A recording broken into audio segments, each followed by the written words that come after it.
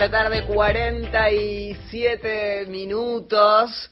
Esto es 100% Nora, 113870-7485. Allí nuestra vía de comunicación, allí dejas tus mensajes, por supuesto.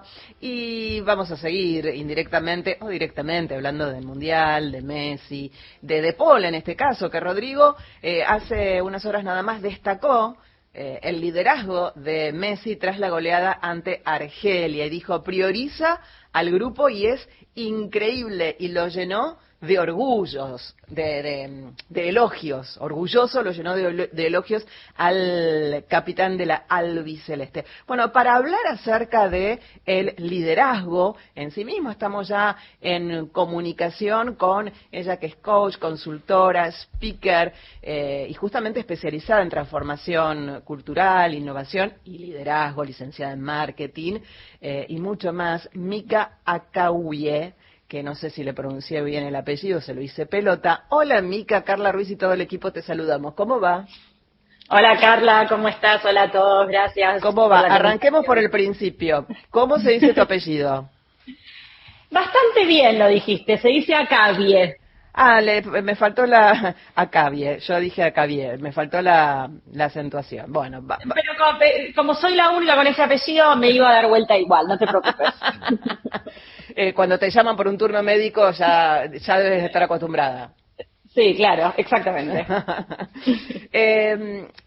Saliendo de lo que es Messi, ¿no? Para hablar del liderazgo, cuando alguien reconoce de un grupo, en este caso de Paul, reconoce que alguien es líder, para poder reconocer que un compañero tuyo que hace lo mismo que vos es líder, tenés que tener poco ego, tenés que estar seguro de vos mismo, no tenés que tener envidia. ¿Cómo es eso? Porque no todo el mundo, ni menos públicamente, reconoce el liderazgo de un par. Sí, tal cual. Y es interesante prestarle atención también a De Paul diciendo esto más allá de Messi como líder, porque en general le prestamos atención al líder y qué hace y qué no hace el líder, pero también es meritorio reconocer esto que mencionás de la humildad y reconocer cuando tenemos gente al lado que sabe, que hace las cosas bien y que más que verlo como una competencia, verlo como alguien de quien yo puedo aprender, una admiración desde ese lado. Eso tiene que ver con un tipo de mentalidad que es la mentalidad de crecimiento. Aquellas personas que se caracterizan por tener mentalidad de crecimiento, que es un término del que habla Carol Dweck, una psicóloga de la Universidad de Stanford, son aquellas personas que ven las posibilidades de aprendizaje y de desarrollo del talento siempre y cuando las condiciones estén dadas. Y una de las características que tienen las personas que tienen este tipo de mentalidad es que el éxito de los demás no lo ven como una amenaza, sino que lo ven como una inspiración. Y eso es lo que se ve a la hora de reconocer a un par. Sí, totalmente. Y que ese liderazgo también va en beneficio de cada uno de los integrantes del grupo. Eso sin dudas, porque la realidad es que para que el equipo funcione, ellos, en este caso la selección, pero cualquier equipo, ¿no? Sí, tiene sí. que entender que el resultado va más allá del aporte individual que cada uno puede hacer, ¿no? Lo que cada uno puede aportar desde su lado no es tan importante como el objetivo y el propósito que tienen por delante. Y ahí sí también podemos inclusive mirar a Messi, que logró un récord en el último partido y su foco no estaba en eso, sino en lo que tiene la selección por delante. Claro, Mica, Agustín te saluda, un gusto.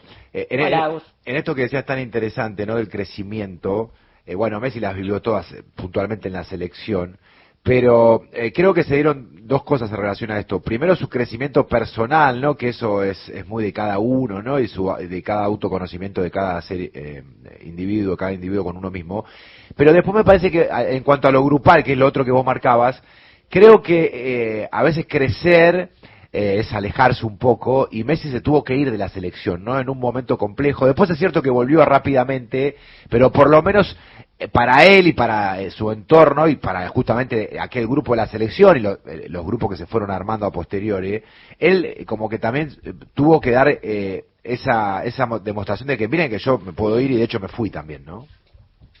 Sí, en algún punto para que las personas podamos dar lo mejor de nosotros, para que podamos aportar, para que nos animemos a hacer cosas, aunque eso implique errores, tenemos que sentirnos en confianza, tenemos que sentirnos cómodos, tenemos que sentirnos parte, tenemos que sentirnos reconocidos también, y reconocidos no digo solamente por los logros, sino como tenidos en cuenta.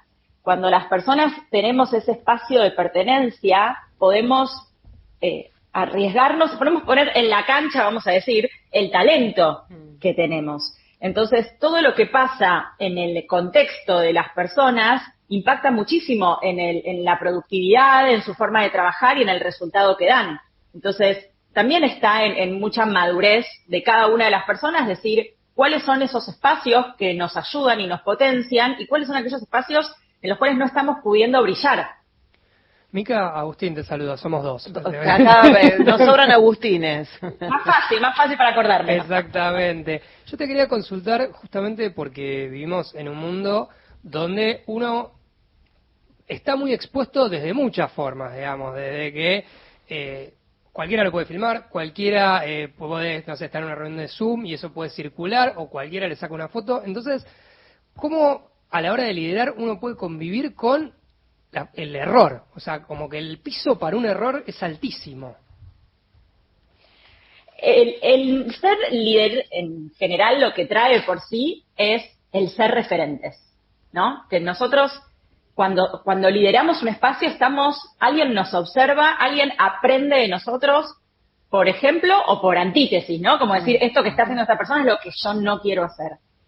Y en el estar siendo observados constantemente, tenemos una gran responsabilidad de qué hacemos y qué no hacemos, y estamos siendo observados todo el tiempo. Si estamos hablando del trabajo, nos va a pasar en cómo estamos desarrollando nuestras tareas, pero también nos va a pasar en si nos sentamos a almorzar con los compañeros de trabajo, cómo hablamos y cómo nos tratamos entre nosotros, y recién hablabas de cualquiera tiene una cámara, y también cómo me comporto afuera, y es ese equilibrio entre no estar actuando, ser genuino, porque eso si no estamos siendo actores, ¿no? Tiene como una limitante, pero al mismo tiempo también cuidar lo que nosotros queremos construir en nuestra identidad como líderes, que eso va a depender de cada uno de nosotros. Mica, dijiste construir, y un líder se puede construir, digo, alguien que uno dice, lo veía un compañero del primario, ¿no? Que lo veía y decía, uy, tan tímido que era, o no se daba con nadie, o era medio pavo, no sé qué, y retraído, ¿verdad?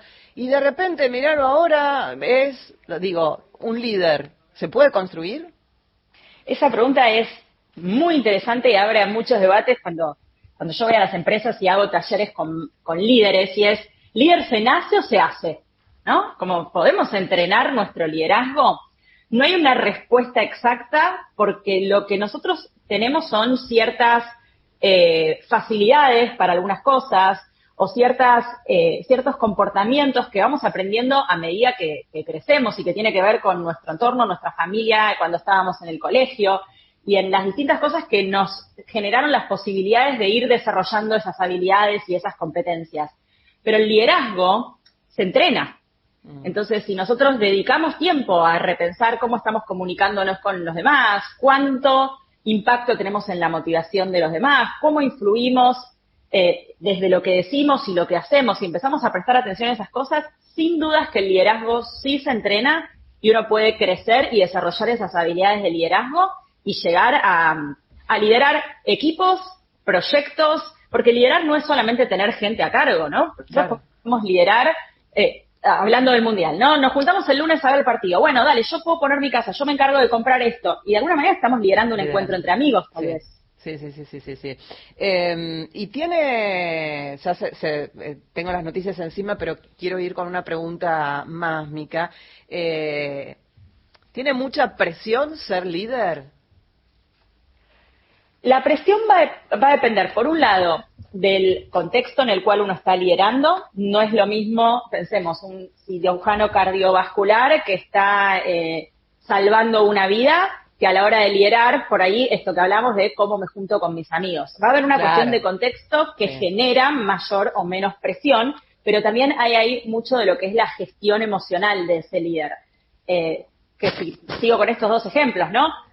Hay que tener gestión emocional de lo que puede ser el nerviosismo, de lo que puede ser la ansiedad, el miedo, la tristeza a la hora de estar haciendo una operación y también la euforia que podés tener a la hora de estar esperando a tus amigos para ver el partido. Entonces, la gestión emocional es algo fundamental para que los líderes puedan manejar esa presión que venga del contexto y que también viene de uno mismo, porque los líderes a veces se autoexigen un montón, suben la vara un poco como decía Agus recién. Claro, y entonces podemos decir, y ahora sí esta es la última, que para ser un buen líder y sentirse cómodo en ese liderazgo hay que saber gestionar emociones. Sin dudas, hay que saber gestionar emociones porque las emociones impactan en nuestras acciones. Cómo nosotros sentimos va a ser a cómo hablamos, cómo vendemos, cómo resolvemos, cómo a todas nuestras acciones. Y esas acciones impactan en nuestros resultados. Entonces, trabajar en cómo gestionamos lo que sentimos va a impactar en todo lo que vayamos a obtener. Mica, muchísimas gracias y buen fin de semana. Gracias a ustedes, buen fin de semana. Hasta luego. Licenciada en Marketing, en Comercio Internacional, coach, consultora, speaker, especialista, ¿no? Ahí en liderazgo, en transformación cultural, en innovación. Hablamos con Mica Acawie, o Acawie, ahí le sigo haciendo pelota el apellido, pobre Mica.